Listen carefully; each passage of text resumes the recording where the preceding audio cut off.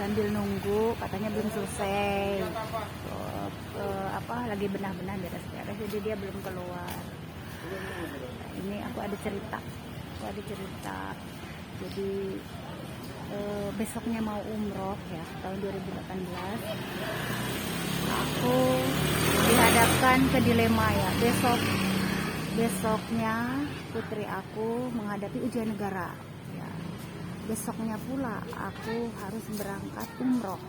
Coba di situ aku tugasku sebagai seorang ibu, bagaimana ini? Besok aku mau berangkat umroh, besok juga aku ingin ya, siapa sih yang tidak ingin melihat putrinya lagi ujian negara gitu, nganterin ya ujian negara, sekaligus dia di hari itu pula dia itu mengikuti lomba perwakilan dari sekolah kaligrafi karena dia punya bakat di kaligrafi, prestasinya di kaligrafi, alhamdulillah, jadi mewakili sekolah waktu itu. Aku sedih banget, besok mama mau pergi buat umroh gitu ya. Terus habis itu aku tidak bisa tinggal diam, jadi aku kerjakan semampu aku, karena panggilan Allah juga itu kewajiban, dan menjaga amanah juga kewajiban. Jadi aku waktu itu malamnya aku ajarin dia melukis kaligrafi. Aku lihat belajar dari YouTube ya, buat menegaskan ya, buat menambah, karena dia juga gurunya sudah mengajarkan, tetapi aku juga ajarkan kembali di rumah. Malamnya aku cari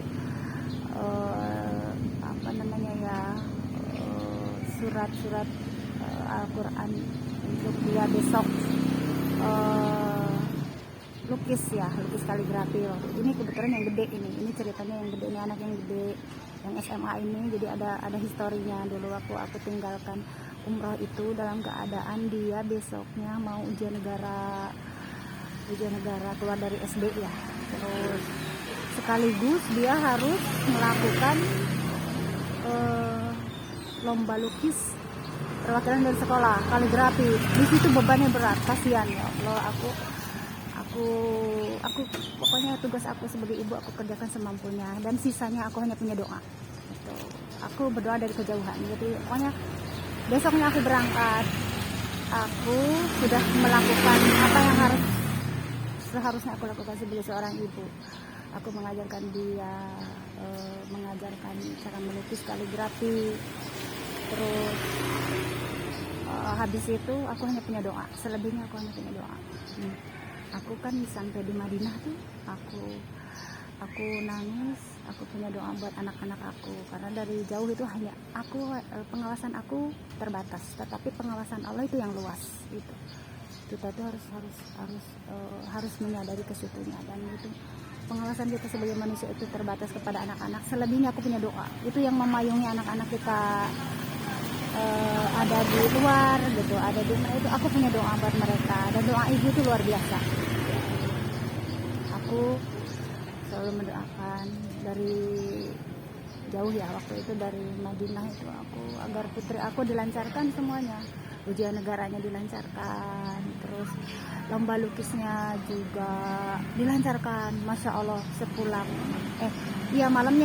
malamnya adiknya WA aku bahwa putri aku sakit panas karena kecapean ya, dia latihan. Besoknya kan mau lomba sama ujian negara.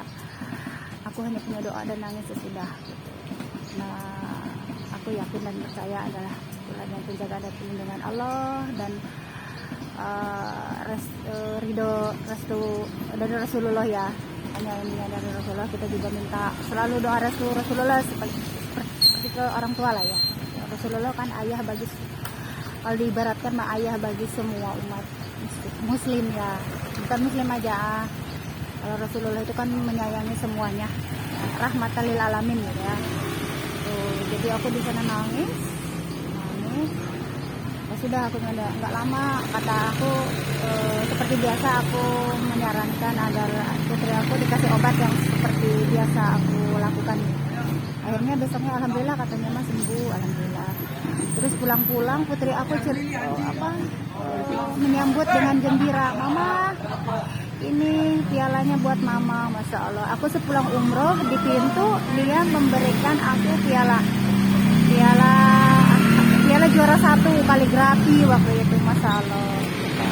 Benar-benar aku di situ kita benar-benar berpasrah diri sama Allah ketika aku sudah berusaha menjalankan amanah gitu. Dan selebihnya Allah yang mengawasi dan memberikan hasil ya itu. Jadi itu di situ. Jadi kebahagiaan aku tuh ada terletak di keridhaan Allah itu. Aku di sini tingkat hablum minallahnya itu yang dirasakan kebahagiaan itu hablum minallah. Dan untuk mendekat dengan Allah, hablum minallah itu aku harus menjauhi dari begini loh, mengurangi keduniaan itu berusaha kurangi. Makanya Allah ketika Allah sudah merubah hati kita total itu sungguh karunia yang besar. Itu karena dunia ini hanya untuk bersenang-senang di bawah kebaikan. Maksudnya bersenang-senang tuh harta, uang. Bersenang-senang tuh uang tuh di tangan, jangan di hati gitu. Kalau ada yang memerlukan kita kasih bantuan. Itu bersenang-senang tuh bersenang-senang di bawah kebaikan, maksudnya di bawah beramal baik gitu ya. Jadi jangan di hati, kalau di hati jadinya sayang, buat mengeluarkan uang tuh sayang. Tuh di situ. Jadi ini cerita aku dengan putri aku tadi dulu waktu ditinggalin umroh. Masya Allah itu piala, aku sampai nangis. Ya Allah, putri aku ngasih hadiah piala juara 1 kaligrafi pas aku ninggalin dia umroh ya. Jadi memang panggilan Allah itu itulah yang utama. Kita utama, tetapi kita juga tidak mengabaikan amanah ya, yang amanah Allah berikan kepada kita kerjakan semampunya kita, karena kita juga manusia itu terbatas dari tenaga, dari pikiran, bahkan dari fasilitas dan uang mungkin terbatas, tetapi kasih sayang Allah dan karunia Allah itu yang tidak terbatas. Itu aku berbagi pengalaman, ada cerita di balik keberhasilan putri-putri aku, prestasi putri aku. Tapi aku pada akhirnya sebelum wabah corona ini menarik putri aku yang kedua dari persilatan karena ada hal-hal tertentu ya, demi keselamatan. Dan itu aja lah, putri aku yang kedua itu ingin aku berikan komitmen ya, kalau mau belajar ya belajar, dia fokus belajar. Jadi silatnya tidak diikut sertakan lagi, itu sudah cukup lah. Sekarang tinggal belajar. Alhamdulillah dia memegang kembali, meskipun kadang-kadang masih agak males-malesan, tapi alhamdulillah perkembangannya udah bagus. Jadi aku memperhatikan perkembangan tumbuh kembang anak dari ketiga anak itu dengan berbagai watak dan karakter mereka. Begitu. Jadi kebahagiaan itu relatif. Kalau untuk makhluk kalau lagi mengesalkan, anak-anak yang mengesalkan, bikin jengkel, bikin kesel. Kita juga kadang suka marah, tapi marah-marahnya ya marah-marah sayang gitu, untuk mendidik mereka. Tapi kebahagiaannya hakiki itu ketika karunia-karunia Allah yang besar itu, perlindungan, terus rahmat Allah, kasih sayangnya, itu di situ. Dan untuk dekat dengan Allah itu yang aku rasakan ya, kita harus berusaha untuk ini loh, keduniaan itu, jangan terlalu kayak gini ya. Keduniaan itu bukan, kalau dihilangkan kita masih butuh uang, jadi bukan segala-galanya dunia. Tetapi kita gini loh, urusan dunia kita bersenang-senang untuk beramal baik kebaikan, tetapi urusan akhirat benar-benar serius ya, gitu. Dan mudah-mudahan aku hanya bisa mampu melakukan apa yang aku lakukan, membantu orang sebisa aku. Kadang aku tidak ada ya, bisa membantu dengan tenaga.